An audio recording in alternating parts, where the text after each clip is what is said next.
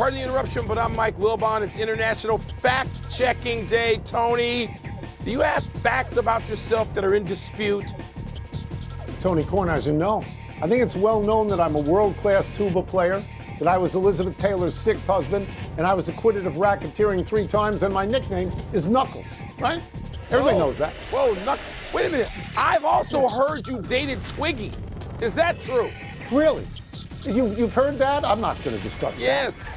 I'm not going to divulge what Twiggy and I did. Come on, stop that. You know me better than that. Welcome to PTI, boys and girls. In today's episode, the Dodgers win again. The NFL considers letting its stars play Olympic flag football, and Kendrick Perkins joins us for 5 good minutes. But we begin today with 2 past MVPs having terrific scoring nights last night. Nikola Jokic had 61 points with 10 rebounds and 10 assists in a double overtime loss to Minnesota. And Steph Curry made 12 threes and scored 52 points in a 134-125 victory over Memphis in Memphis. Well, but I know you were jacked up watching these games. I got your text. Yes. Who had the most impressive performance, Jokic or Curry? I've had hours and hours to think about this. I watched both these games. As you know, yes, I bothered you in the middle of your night texting. And I can't decide. If I had to decide, I may shock you a little bit and say Joker, but his team lost. Steph Curry led his team, and they needed every one of those points in that game. At Memphis, they needed every one of them to win that game, and they, like Denver, they're both playing for something. And, Tony, they were so great. Joker and Curry were so great. The part of the text conversation I was having in a thread with people who are twisted like I am and watch basketball every night, all night is, are these two playing their way into all-time greatness? In other words, the list we put together and say, oh, so-and-so is a top 10, 12, 15 player ever of all time. Are Joker and Curry now not just in the discussion, are they on the list? And I think Curry actually is, but that's for another time probably. But Tony, Joker, he does this and his team doesn't win these games, and it's sort of heartbreaking. As you know, you pointed out to me in a text right away that Joker's teams lose when he scores more than 50. They do. I'm going to say Joker narrowly, and I don't even have a reason why I'm answering that way. They were both great. They were thrilling. Yeah, I'm going to draw a distinction here. If you were going to ask me which one would get my MVP vote, then it would be important to me which team won. Golden State won, and Denver lost. So my MVP vote would go for Curry, especially since winning that game against Memphis vaults them over Memphis and into 5th place in the Eastern Conference. So it's an impactful game. And it was. And also Curry shot great. He shot, I think, 12 for 20 from 3. But, and there's a but in this, Jokic's performance to me is actually more impressive. Jamal Murray and Michael Porter Jr. were not on the court. That's right. Okay, That's and right. Russell Westbrook at the end was very chaotic and probably lost the game. This guy was out there like Wilt. I'll take 15 more seconds. It's not just the 61 points. It's a 61-point triple-double. You know how many people have ever done that? Nobody is the answer. He played 52 minutes and 38 seconds of a 58-minute game. He's like Wilt. He's out there alone holding the fort. So to me, and I know his team lost, but it's not an MVP vote. To me, just last night, what he did was more impressive to me. Tony, and no Porter and no Murray, as you said. That's a big deal. You're missing 2 starters. Yes. And it's just huge. One of the great nights to me, one of the great nights in my memory in NBA regular season basketball. And I ain't a prisoner of the moment either. It's still so early in the baseball season, but the Dodgers have yet to lose a game, and the Braves have yet to win one. LA beat Atlanta 3-1 last night to move to 7-0 and dropped the Braves to 0-6. Dusty May struck out the side in the first inning of his first appearance in nearly 2 years following Tommy John and a torn esophagus. Tony, which team's start is more newsworthy? Dodgers, Braves? It's a tough question because the Dodgers are fabulous right now. They have now beaten both incumbent Cy Young pitchers. They beat Skubal, they beat Sale. They're starting 7-0, and the last team to win a World Series and start the next season 7-0, last time it happened, was the 1933 Yankees, and they had Garrigan Ruth, who you might have heard of. So the Dodgers have been great. But more newsworthy is actually the Braves going 0-6. Mike, we both were in locker rooms for a living, and we know the losing locker room is the richer locker room in terms of doing stories. The Braves are missing some people. Ronald Acuna Jr., I believe, won't be back until May. Spencer Strider, I believe, won't be back till the end of this month. Max Fried won't be back at all because he left and he signed with the Yankees.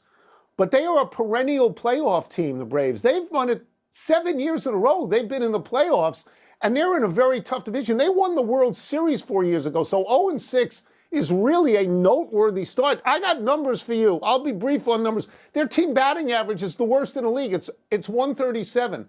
They've scored 9 runs in 6 games. They've only got 2 runs in the last 4.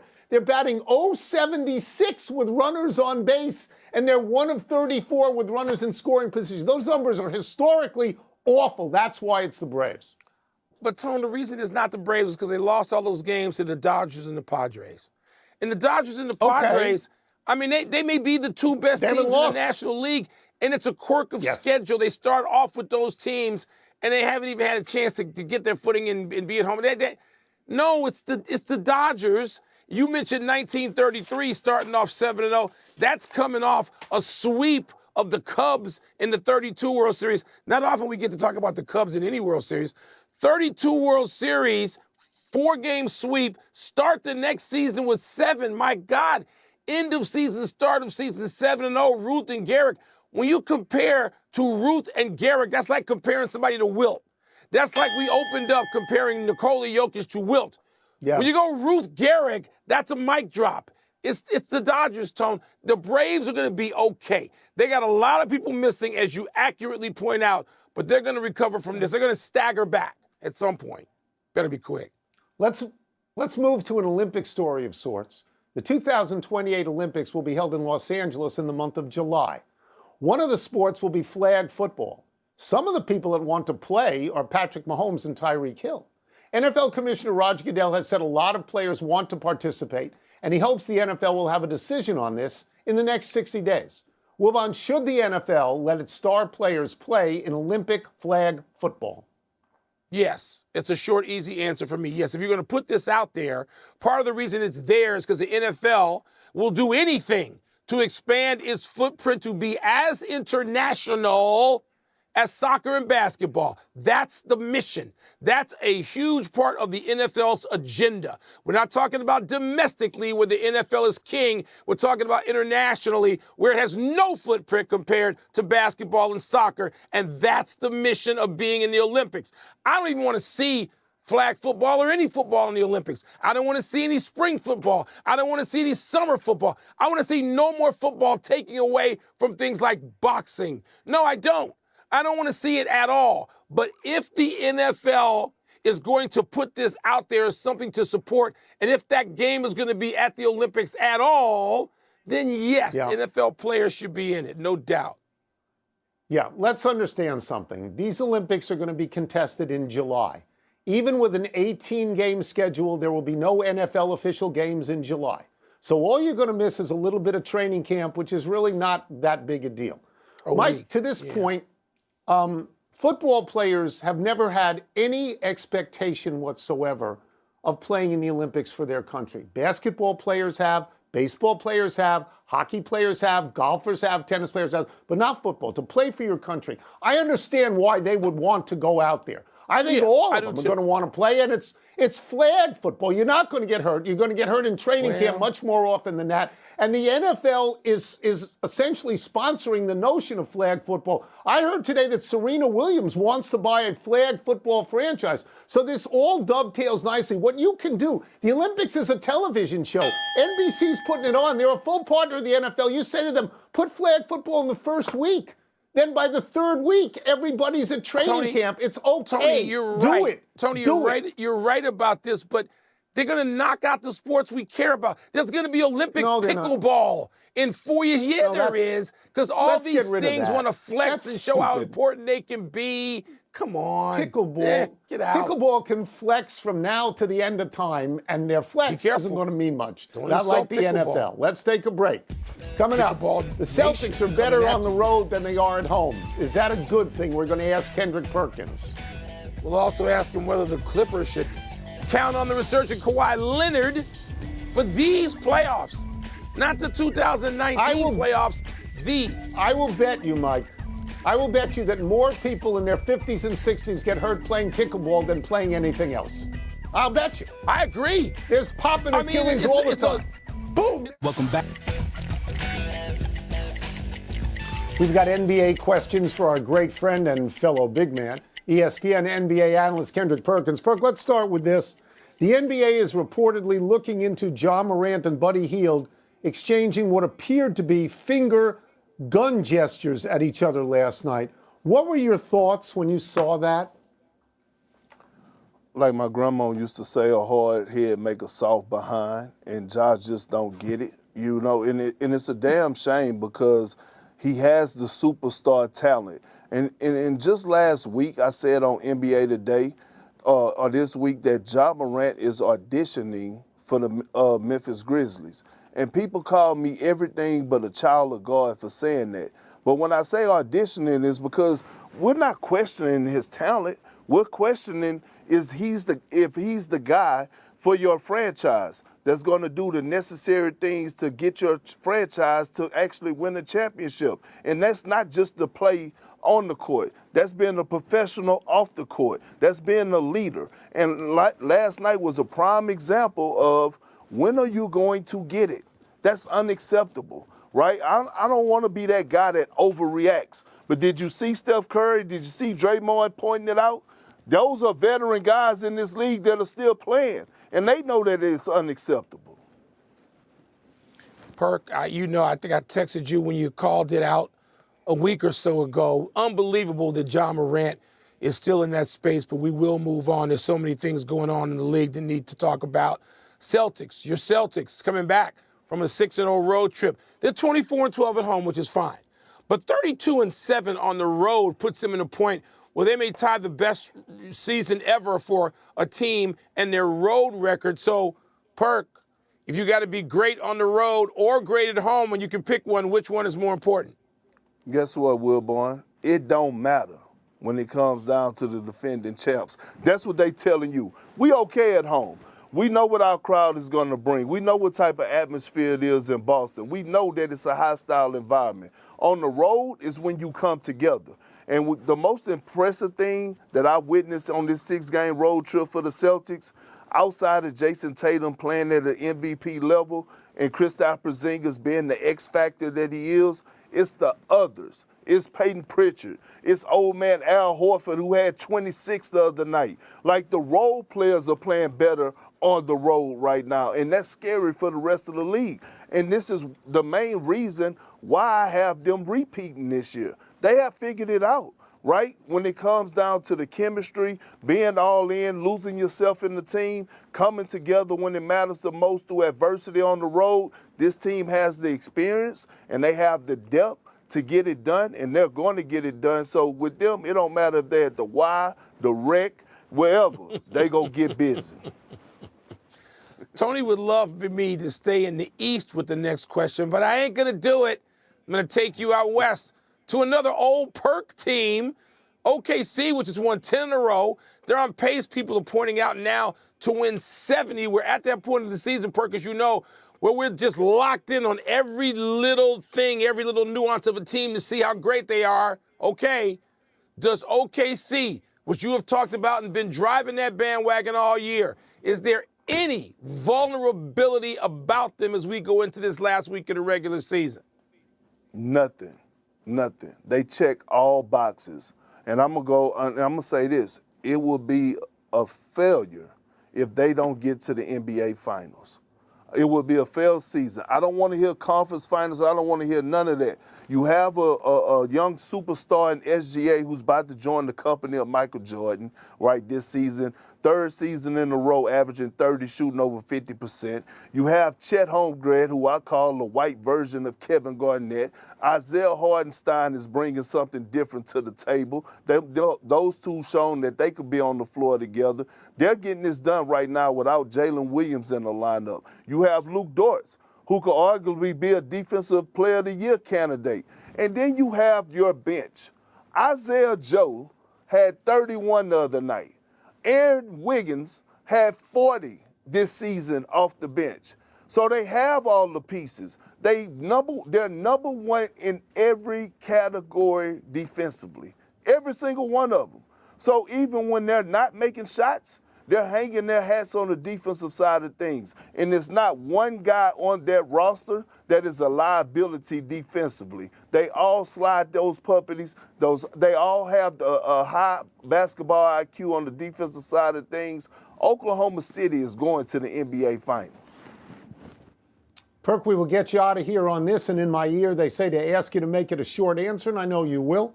Very quietly, Kawhi Leonard has averaged 25 points and 36 minutes while playing 13 of 16 games in March. Should the Clippers go all out with him in the playoffs, or should they focus on getting him to the offseason in one piece and healthy? They should go all out. They're actually my sleepers in the Western Conference. I think when you look at Kawhi right now and how he's playing, they did a great job of managing him. James Harden, the system, has done well under Ty Lue, Norman Powell, and Zubac is the top 5 center in the game. And when you look how shaky the West is right now, with no real number 2 option in the West outside of Oklahoma City, I'm looking at the Clippers. This is a chance for them to capitalize.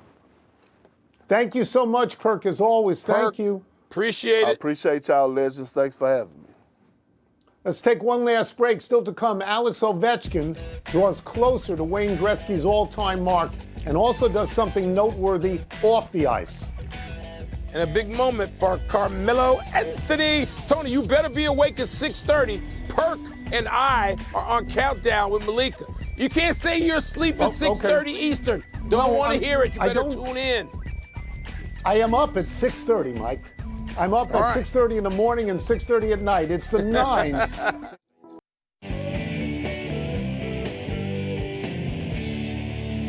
Happy time, people. Happy 31st birthday, Pascal Siakam. The Pacers forward is averaging 20.4 points, 6.9 rebounds, and shooting 52% from the field for the 4th place team in the Eastern Conference. Siakam came to the Pacers a year ago, January, in a trade from Toronto, where he was on the Raptors' NBA championship team.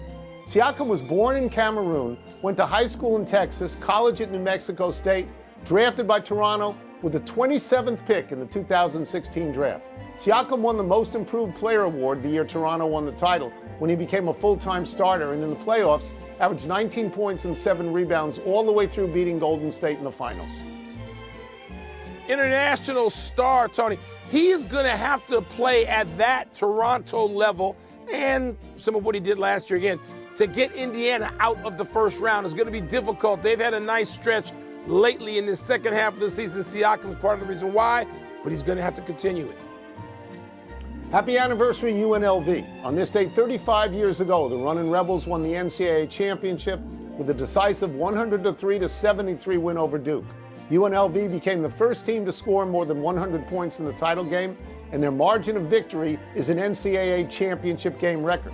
Anderson Hunt led all scorers with 29 points. Larry Johnson added 22 for Jerry Tarkanian's team. The next year, Duke got its revenge, beating essentially the same UNLV team in the national semifinal. Hunt, Johnson, Greg Anthony, Stacey Augmon still on UNLV. Duke had Christian Laettner, Bobby Hurley, and Grant Hill.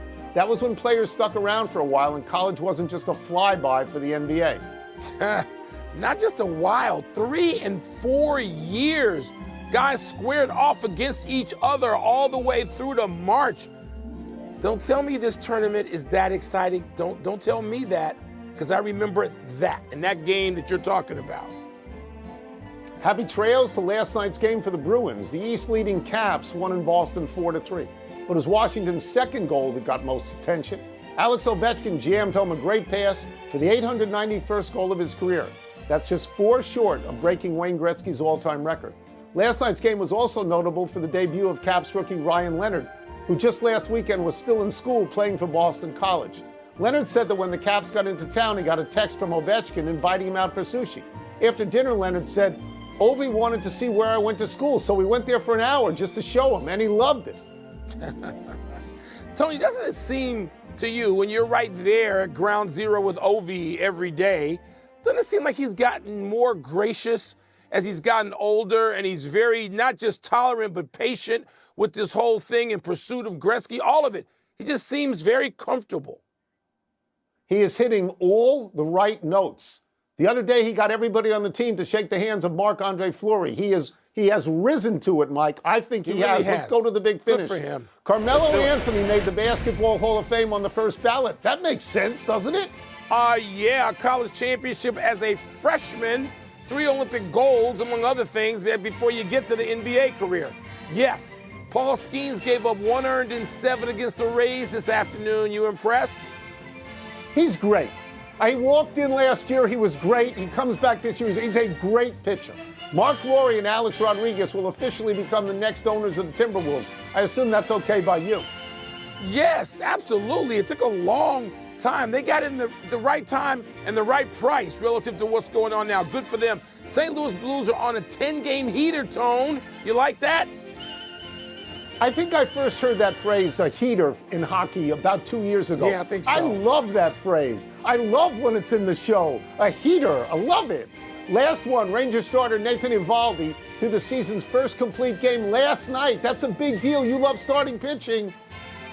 99 pitches and the Rangers won. You get that? Yes, it'll only be like 5 complete games more the rest of the season. And so this is a wonderful thing. Big deal. Throw a parade. We're out of time. We will try and do better the next time. And I'm Tony Kornheiser. I'm Mike Wilbon. Same time tomorrow, Knuckleheads. You can get the PTI podcast on the ESPN app or Apple Podcasts. And now...